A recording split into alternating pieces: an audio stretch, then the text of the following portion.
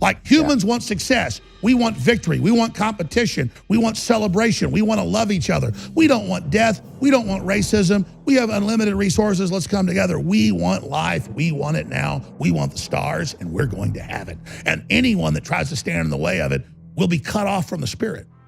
They will be cut off from humanity. We're not going to put them in hell. They are on their own side. They are cut off from this. I want to be with Brian Rose and David Icke in the universe. I don't want to be with these devil worshipers and control freaks. I mean, give me a break, man. You just said it. You're getting banned everywhere for David Icke. You haven't backed down. It isn't the private jet. It isn't the supermodel that makes the man. It's the will. It's that destiny that makes everything. And it's that I support. It's that I want. I'm not a man that looks at other successful men and feels disempowered. I'm a man too. I feel the wealth of our community together and the spirit rising. That is the future, and that will never be defeated.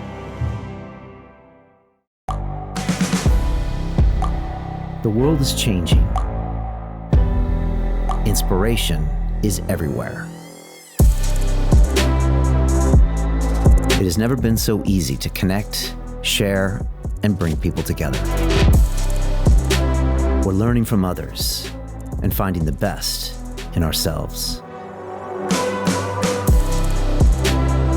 Challenging our beliefs, sharing our vulnerability, overcoming our fears, transforming ourselves so we can transform the world. How far can we go? This is London Real. I am Brian Rose. My guest today is...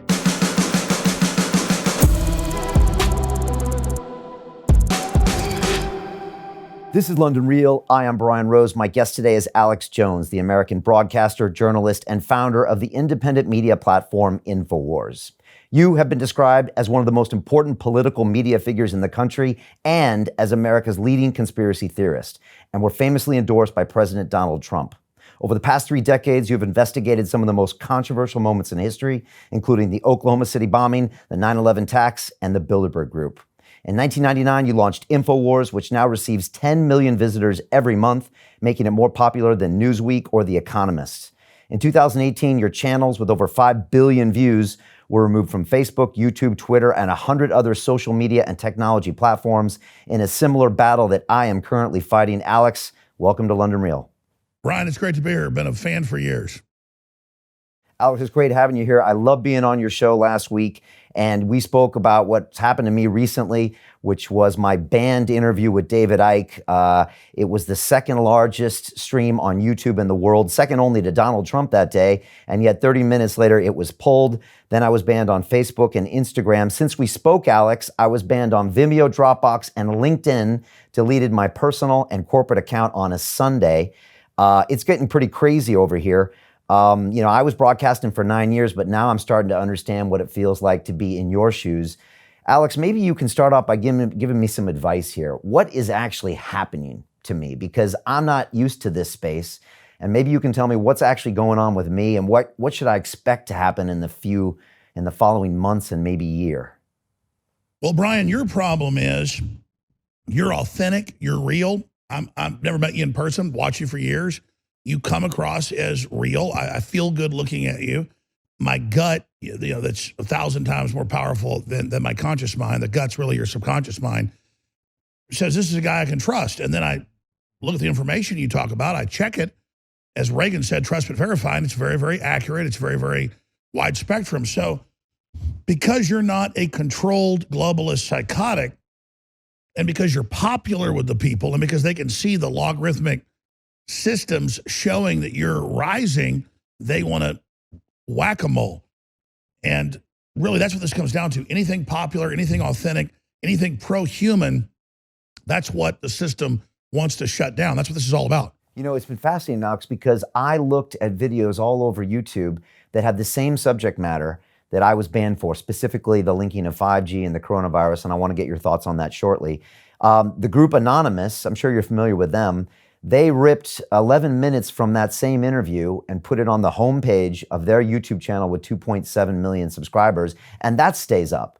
It's almost like they banned me because I'm popular, Alex. And the same thing happened to you. It's the strangest thing. It's because it was watched by everybody that they want to take it down, and yet the smaller things they leave up. Again, strange for people to understand that. They want to punish you to see if you will end up joining them and groveling and coming to them and saying, I'll do whatever you say, just leave me alone. They're not worried about the derivatives of it. They're worried about the fount or the source of it. And again, what did you say in the interview? What does your guest David Icke say? They talked about the Wuhan bioweapons level 4 lab and how it probably came out of there. Well, since you did that interview a week and a half ago, it's been confirmed that it was a bioweapons release out of Wuhan, and the Associated Press has the documents. And now the U.S. is on the edge of war with China. So the fact is, you weren't supposed to talk about that, not because you were lying, but because it was true. And so that's why you've been punished. So it's really a badge of courage what happened to you. You know, it's so strange to be in this situation. You never think, you know, until it happens to you, you never think it's going to happen to you, right, Alex? And you know, you were at one of the height of your popularities when this happened to you. And again, you know, what should I expect? You said that they potentially are going to come after me financially, maybe my reputation, you know, and I'm pushing ahead with this. Today we announced Rose Icke 3 on May 3rd. We want to conduct the largest live stream in human history of a conversation. We're going to do it on our platform. We want to get 1 million people simultaneously watching. I'm staying off of their platforms, but like, you know, pulling this off might be tricky, but like, I want to move forward with this because as a kid, I never liked it when people told me what to do. Well, but based on that, what should I expect? That jumped on top of you and is punching you in the nose. And Brian, it's not about kissing your ass. It's about celebrating what you're doing and actually promoting it, because they've sold this idea of submission is the way to get ahead in life. And so people submit and they submit and they submit. And then you're an eclectic guy doing all sorts of great interviews. You're popular with conservatives, with liberals, with, you know, Christians, with Muslims, with Gnostics, with Hindus. They really fear the truth of just somebody that's common sense and who's celebrating humanity. And so if you're not being attacked, if you're not being banned, if you're not being blocked, you really are serving their system. And if they're promoting you and pushing you, then it means you're going in the wrong direction. So when they blocked that interview and when you didn't grovel properly and when you went out and talked about it, when you went out and said, this is wrong, they went, well, let's show him and others that we're now going to take more away from him. And then the fact that you don't bow more to that, well, now they're going to try to punish you more. But once they get this system in place, which is only 6 months, a year out, everyone is going to be censored. Even if you're praising what they say, they're going to block you because they want the dehumanization of people being totally alone. They don't want that real currency. It's not the money. It's not the fame. That's not what we want. It's that interaction with humans. And for me, being on YouTube or Twitter, it was reading all the cool comments, folks that agreed, people that disagreed, people that kind of halfway agreed but had a point to make. It was that amazing human interaction that was so sexy and so addicting. And the system knows that they can't trump that. So that's why they want us socially isolated. That's why they don't want comment pages on any of the major sites or any of the major news sites, because they don't want that human interaction that always votes the Brian Rose to the top, that always votes the David Icke to the top, that always votes the Alex Jones to the top. They have never been able to defeat that. And so they keep looking for a system to get the David Ickes or the Alex Joneses or the Brian Roses to submit to them. When YouTube calls you up and says, Brian, you've been a bad boy, you're supposed to say, tell me what to say. And they go, good, good. And now they've got control of you. But what's the point of fame if you're just a puppet, a marionette, like one of those dolls they put on your leg? What do you call them, where you sit there and yeah, the ventriloquist. A ventriloquist doll. What is the point of that? You're not yourself. You're not authentic. So we need to celebrate the people that tell it like it is and that are persecuted and don't back down, because there's coming a tipping point where they've tried to intimidate everybody and try to shut everybody down. It's not working, that they fail. And that's why they're so scared right now. So yeah, it's rough for you. 9 years, successful, reaching millions of people every day, and now to see them coming after you. But you're a victim of your human success. You're a victim of creating authenticity. And we talked about that courage that's infectious.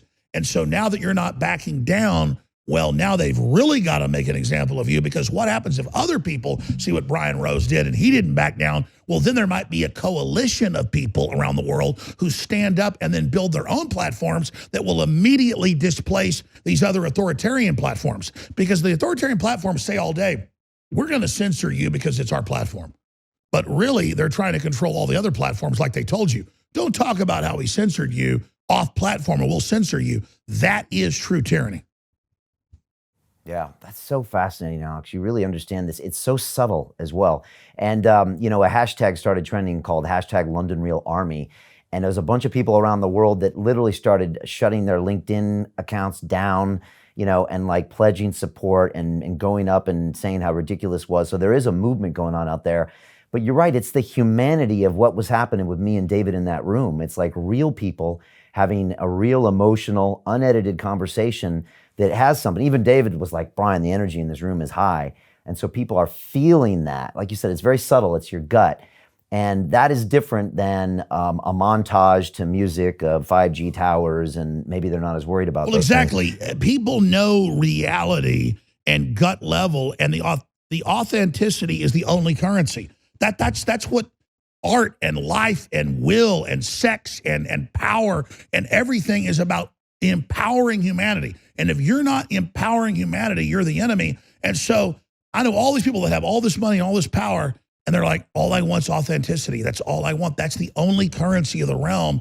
And that's why they want to remove that, because it is that authenticity that is diametrically opposed to what they're establishing. Man, you got me really thinking hard here, Alex. The other thing they can normally do with 99.9% of the YouTubers out there is pull the purse strings. So first they demonetize the videos, which is a nice way of saying, please don't do that. And that's enough to stop most of them. But then the rest of them, when they take away their channel, they take away their business. Now, luckily, I've never relied on any social channels to pay the bills around here. And you haven't either, which meant you can build an entire empire and do it your way, which is the thing that doesn't get talked about a lot. Because you're such a great entrepreneur and because we've made some moves, it means we can do these things. And again, they have less power, you know, in this current situation. So again, we're a bit of an anomaly for these platforms to deal with. Well, I mean, here's the thing. If the globalists weren't so anti-human and so evil, I'd make deals with them. If they were some new conquering thing that was better, I'd say, I'll adopt what you're doing. They're not. They're taking us backwards. And listeners have to understand that, I'll just tell a story here. You know, Ted Nugent, I've known Ted Nugent 20 years, and I've been to his house and hung out with him and his wife. And she, you know, they're big listeners. And, you know, I was talking to Ted a couple of years ago at his house, drinking coffee, and he said, you know, I used to be able to fill any concert if I wanted to, but there's only 3 companies that own it. And he said, as soon as I supported Trump, it wasn't supporting the NRA before that. As soon as he supported Trump, none of those venues would ever have him play again. So he goes and plays at convention centers and city-owned deals and veteran deals. He doesn't care about the money, but he lost about $15 million a year that he would personally make off that. And he said, you know what, Alex? He said, losing that money spiritually was like when I made the decision to not bow to their threats when they said, don't support President Trump or you're banned at the 3 venues. 3 companies own all the venues. He said, it was like I was even more alive, and I was already so alive. And we talked about that. So there's this thing where authenticity is a spiritual coin. And that's what the enemy can't stand is as soon as we realize that we have the intuitive will, we control the universe, we're building the future, and stop letting these social engineers control us through fear, it doesn't matter how small our audience is, it will exponentially build immediately because there are people looking for that free will. And so, yeah, I've lost hundreds of millions of dollars by not selling out. I don't care. It's all just a tool. But then it all came back. As soon as one door closed, all these other doors opened. And it's the same thing with people like Ted Nugent. He's not going to live with a thing with a stranglehold around him. We're building the new universe. We're escaping the tyranny. And so that's why you look at the Bible, it talks about get behind me, Satan. The archetype of Satan is always getting in front of your progress. He's not innovating. He's not building new stuff. He comes in to those of us made in the image of the Creator that can build, and he convinces us to be his slave, and he won't attack us. He won't rate us. Instead, we have to just punch forward, build the future, and always be innovating, and Satan can't keep up. Alex, how did you feel when you got taken off those platforms? Did you always know what the other side was going to look like? Did you feel it in your heart, or was there panic? Like, what were those weeks like? And when did you finally realize that not only would you be okay, but you would be further empowered? My dad, about 2.5 years ago, who's a smart guy and a confidant and a friend, he came over to my house on like a Saturday morning, and he said, son, you're really attacking big tech. You're really going after the system. You're going to get banned everywhere. And I said, well, that's my plan. And I said, I don't want to get banned, but if I'm going to get banned, I want to be banned first and foremost, because they're not going to remember all the folks that get banned after that. And I want to get banned up front so that I'm an archetype, so that later I can get people mobilized to fight what's happening. So you asked the question of, did I feel disempowered by it? No, I mean, I expected being used as the example of what not to be as the greatest example of what to be. But the worst feeling I had of defeat and humiliation was never getting a place in the country, never believing we would lose, never believing they'd cause martial law and the shutdown of the economy, and then finally having to talk to family that's got land in East Texas and saying, can I put a trailer on that? It's quick and cheap. Can I put a well in? Can I get food and stuff out there in case we fail? Everything shuts down. For the first time, not to just be thinking offensively about stopping this, but to have to actually go out and set up the emergency backup. And it felt weird and selfish to be sitting there on this private lake, family property we've had, since the Mexican land grant, and they're at the house in a fire, and we're doing good, and I've got family all around me that are veterans and, that live in the area that, know how to skin a buck and run a trot line and do other things. And just realizing this is the greatest defeat of my life, that America is so close to death and total depression. And I have finally hauled food and guns and everything out and gotten wells ready and gotten my little private prison ready because things are so bad. And so I shared that with people, but that's how far down the things have basically ticked. And that's where we are now. Now, because I always spent 100% of my energy, we're going to win on the future. But looking at my 3 daughters, I got a son too, but he's now, 17. But looking at my daughters, 15, 12, and 3, I just said, things are so bad. And the public, on average, is so weak. A lot of great people, but on average, so into this tyranny theater. I said, I have to kind of be like Yoda in episode 3 of Star Wars, getting ready to leave for Dagobah. I mean, I've got to get ready to just out of here and hope Luke Skywalker comes down the road. I mean, it's that bad, my friend. And I don't want to be negative here, because letting people know how bad it is may spur some type of resistance in them to break out of this. But there was a huge awakening, but now we've been hit with this giant tyranny, and it's just a very sad moment. So I didn't feel bad when I got mass banned 2.5 years ago, or when a year ago Facebook said that Jones, you can't even say his name unless it's in a negative connotation. Talk about a cult. But I did feel bad having to prepare an evacuation and to think about the fall of the Republic and the end of America and the long communist civil war. This is the last couple weeks where you're feeling that. Yeah, I mean, it's not even a selfishness. It's a your instinct told you to do this and you didn't do this, and you need to care about your children. And it's the feds. Yeah, they've got the feds trying to indict me right now for made up stuff, and they call up and threaten and say we're going to put you in prison and do this, and it's way beyond being deplatformed. And it doesn't make you want to give up. It makes you think, man, there's this many Americans that are pieces of authoritarian trash. Maybe I should just give the whole thing up and let them have themselves. But, I'm just being honest. Brian, I don't even know where this is going at this point. It's just that we have a really predatory, evil world government. And at a gut level, if I fight them, I feel alive and feel strong and feel close to God. If I try to mitigate things or protect myself or sell out, I feel like I'm dying and drowning. And so even, like I said, having a boogie point and even the beginning of the idea of, okay, this is so horrible, we may not be able to stop this round. It's like dying, but it's something I've got to do. So I'm not here on air announcing the white flag and we're defeated. I'm just letting listeners and viewers and people know, folks, this ain't a joke, man. This is hardcore Maoist re-education, Great Leap Forward, starving out everybody, social engineering 101. And I just hope people realize that groveling to this is not going to protect them. And most people don't have an out. Most people, can't do what I can do or what others can do. And that's what really scares me is I've tried to rally them. I've tried to get them ready. I've tried to prepare them. I've tried to warn them. And at a certain point, they're just going to have to be abandoned. Now, Trump may turn this around, and that's a whole other subject with the Chi-Coms and the infiltration of our government and how we became like this. And so if there were people in our government and the system that didn't want this to happen, there's still time to turn it around, Brian. It's just that the stakes are so dire and Trump keeps winning and America and freedom keeps winning, but barely. And then the tyrants double down again exponentially, and then we barely beat them.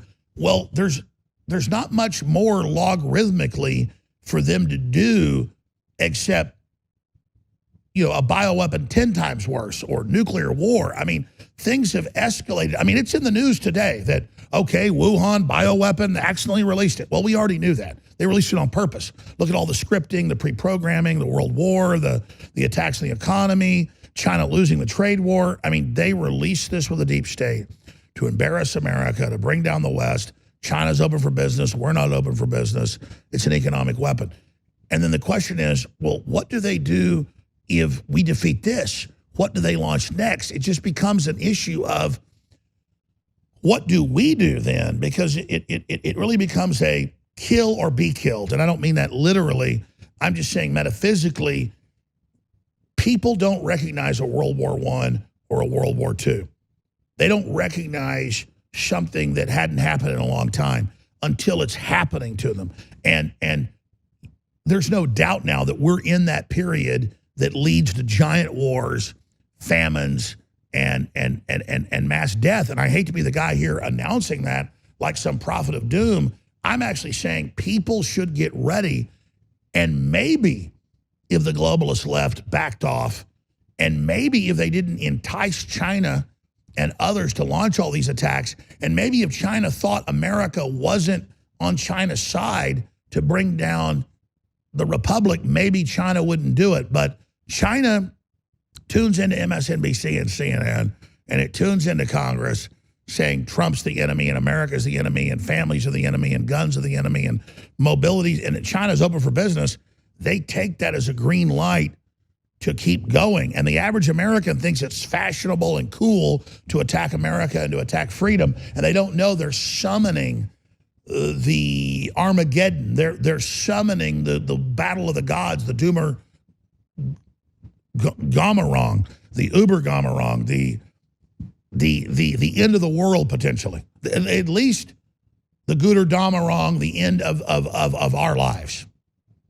And so what could people do right now? If they could say, you could speak to them for 2 minutes about the reality of the situation and what they could do to act. I'm guessing there are things that Americans and Western Europeans could do right now to get us out of this situation, or is it too late? Brian, I think it's far from too late. But people have to face the fact that giving up their liberties for supposed freedoms always produces slavery. And so the idea that a virus that's killed less people in the United States than the flu killed in 2018, the idea that we need to take forced inoculations and stay in our homes and wear a mask, all of this is a ritual of submission. And so I see Pennsylvania Senate passing a law that the governor can't keep people locked in their houses. Or, I see Congress preparing acts to say churches can stay open if Walmart can. But if they don't see a major pushback, this will be taken as a green light, then there is no hope. And I get why people submitted to this. I mean, you had China with people being welded in their houses and women shot at checkpoints and drones and stuff like Day of the Dead, and people flopping around dying. And we now know most of that was theater. I've got articles right here today. Mother enraged by face mask ad claiming her whole family died of COVID-19. She just paid for some stock photo as a modeling agency a couple of years ago, and they put the ad out saying her whole family died, her children died. None of it was real. Here's another one right here. UK hospital beds 4 times emptier than usual, the NIH admits. So the virus is real, and it came out of a Wuhan bioweapons lab, but only so big foundations could own the RNA of the virus to have a vaccine later. They couldn't patent the regular cold virus, which you can't have a vaccine for because it mutates. So you create a new cold virus, it's a chimera, then you can patent that and own the vaccine, own the hysteria, own the test, own the societal control. And so again, if people don't realize that this is all a psyop, fear-mongering exercise, I mean, I live in Austin. They've had 9 deaths from COVID-19. They admit most of the tests are false. If you've ever had the cold virus, it says you have COVID-19. That's Travis County with 2.5 million people in it, not just Austin, okay? And they've had 9 dead people. The flu killed thousands here this year. So you say that to people, but if I try to go to a grocery store, they're all wearing masks, which is now the new symbol of slavery, the new handcuffs, and they're just like, put your mask on, put your mask on. And so it's that rallying the public into the stampede, into the crazy-eyed hysteria that, again, summons the globalists to make this a permanent emergency they're now announcing. And apps with Google and Apple merge to surveil where you go and what you do and forced inoculations. And Bill and Melinda Gates with their ID 2020 saying, oh, we're going to put a digital tattoo ink in the vaccine. You won't be able to see it, but it'll prove you've had it so we can scan your body. I mean, this is a giant leap forward of tyranny, way past what we could even have imagined a few years ago, and now it's here. Yeah, and the fear is fascinating. They did a survey here, Alex, in London, and 9 out of 10 people support the lockdown continuing for 3 and 4 weeks. These are the same people who are losing all of their economic freedom, and yet they're so scared that they'd rather stay locked down. Now, I walk around, I'm not wearing a mask, but in New York City now, it's mandatory. And now you're getting persecuted by other people if you're not wearing the mask, which is something, of course, Ike went into as well, where the fear is so much that now you're self-policed, and we've seen this happen in history. I mean, we see Trump trying to get everybody back to work. Is that the ultimate solution? Because this is an economic war. Well, that's right. I mean, I can rant and rave all day long because there's so many facets to this, but it's about fear versus love, as David Icke says. It's about reality versus fake science. All these projections had 2, 3, 4 million dead by now, and it's a couple 100,000. It's 90+% lower than what they said, but we're supposed to just listen to these experts as if they're God. We have the West Coast and the East Coast saying we formed an alliance of science. We're never reopening. So first they told us 2 months ago, oh, it's just 2 weeks. It's like an extended spring break. And I said, watch, it's not going to be that. It's going to be forever, because the UN already admitted in their white papers they wanted 18 months until the forced inoculation, until you have the app proving you have the antibody. And now it's a medical tyranny that puts on apps what your antibodies are so they can test you and control you. This is a biblical power grab so massive that it's meant to just overwhelm us by how huge and how false it is, but the whole thing is based on lies and is based on fraud. And you mentioned New York City, where I live under Mayor Adler, this little UN globalist, in Austin, Texas, and they got the county to agree, 2+ million people. They said they will arrest you if you're not wearing a mask in public. And I know crew members who have been pulled over in their car, not wearing a mask, by police saying next time a $1,000 fine. And in the UK, all the videos coming out of they knock a guy's door down going, we hear there's a party here. There's not even a party. They just knock his door down and leave. Or police coming and spitting, in a guy's face. They're talking so angry, saying, you're out here filming us, telling people not to be at a park. You're going to kill people. So listen, now Italy's saying at the beach, they're going to have glass enclosures for each family, and you pay for those to be able to go into these bubbles. This is a psyop. It's inducing us into a medical tyranny. And then, as I said in my film Endgame that I put out 14 years ago, then the real bioattacks are going to come because we've proven we'll sit in place and submit when the next big one comes. Because there's the number one thing I'm going to tell you today. The globalists are scared of releasing a real bioweapon that's actually killing 30, 40, 50, 60, 70, 80, 90% of people like a man-made mousepox would do. So they need to drill you with something that doesn't really kill a lot of people to show that you lock down, you put the handcuffs on, you stay in your house when the drone flies over and sprays it out. Then the robots come along with a trash truck, pick you and your dead family up, throw you in the back.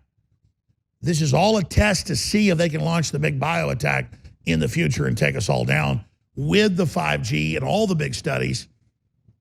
Well, we can't talk about 5G, sorry. The studies show 5G boosts your immunity. Look up 5G immunity. 5G is good. 5G makes you live forever. 5G is not connected to COVID-19. 5G, 4G, 3G, all of it. Cell phone radiation is good. Radiation is good. Radiation is love. There you go. Now, Mr. Rose, they won't get mad at us. What do you make of the 5G stuff? Well, the reason 5G is really bad is, even here in Austin, just AT&T has half the roads covered. Where my office is, all the roads around it have it. And it blankets everything. And it picks up everything you're doing. And it surveils. And the studies show, LA Times, Wired Magazine has it, 5G causes cancer, but big tech and big wireless doesn't want you to know. But that was 2 years ago. That was like 1,000 years ago. You're not allowed to say what Wired Magazine said back then.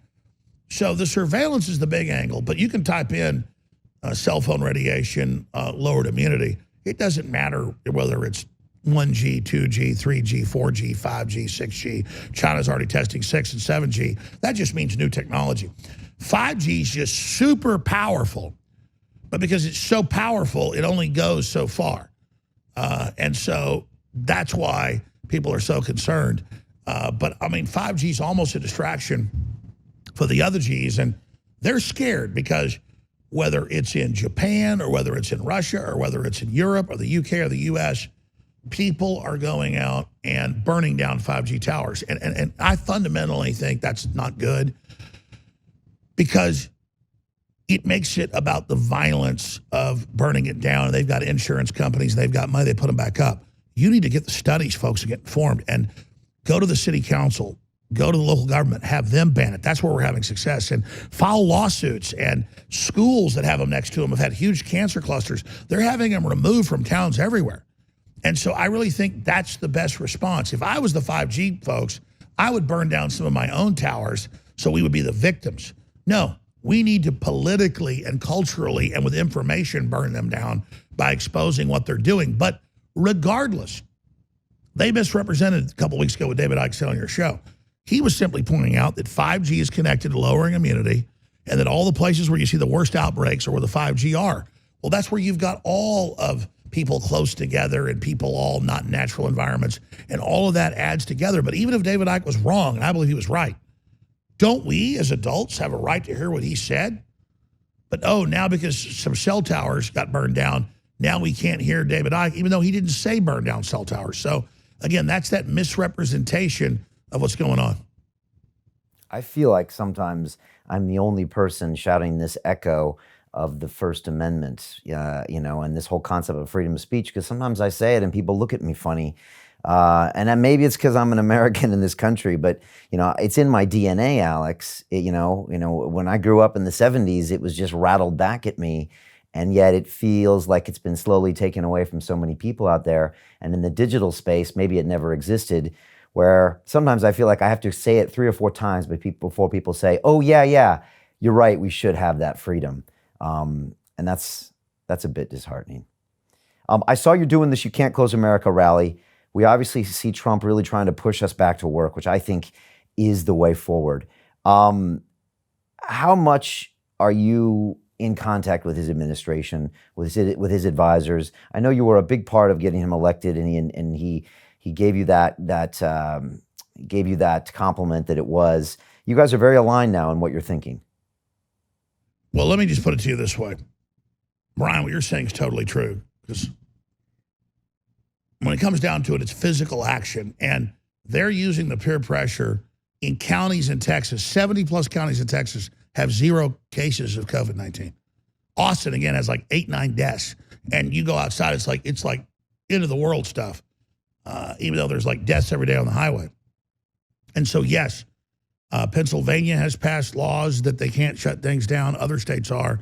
And the answer is we, the people in our government, saying, listen, we know that it's crazy that 35,000 people die of flu every year, but we're 330 million people. It's still very rare. We don't shut things down because of that. You can't shut us down. You can't tell us we're non-essential, but this other business is.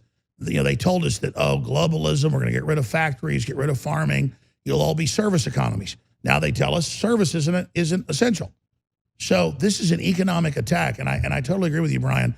I'm going to lead demonstrations. Owen Schroyer this Saturday is going to be down at the Texas Capitol with a demonstration. I'll be there as well. We're going to launch a website tomorrow that deals with not closing America and trying to organize people. But You Can't Close America rally, Texas State Capitol steps, Saturday, April 18th, 2020, 12 to 2 p.m. Central.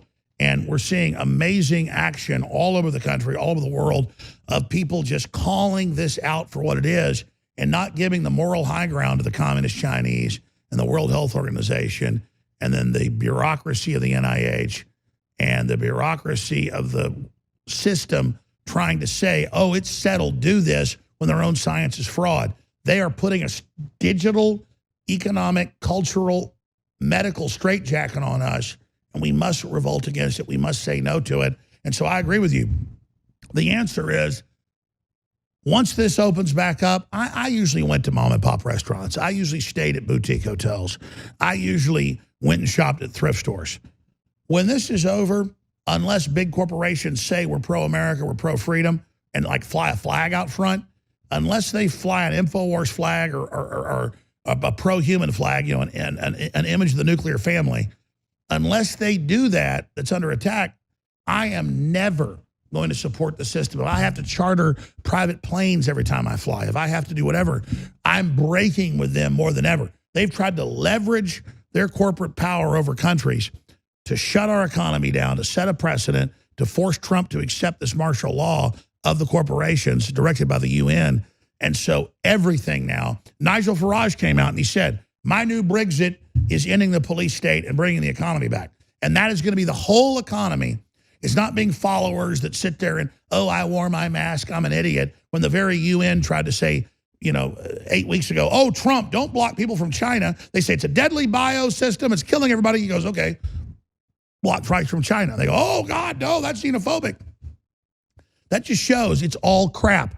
It's emotional, it's a power grab, and it's blue cities, blue counties, globalist corporations acting in a strike against the free market, a strike against human will, an attempt to make us submit to them, and a total domination over who we are.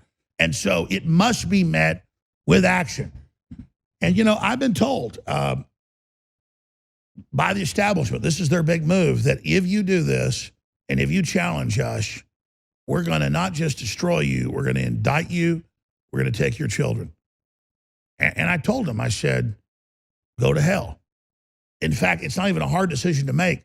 I feel so good, Brian, telling them to go to hell, that I am so happy. Who's telling you them. that? I only feel good when I'm fighting them, because that's where the victory is. My spirit, and you know, Trump said something that's totally true. And Trump's not perfect, none of us are, but he said, the deepest thing I ever did was learn how to be shallow.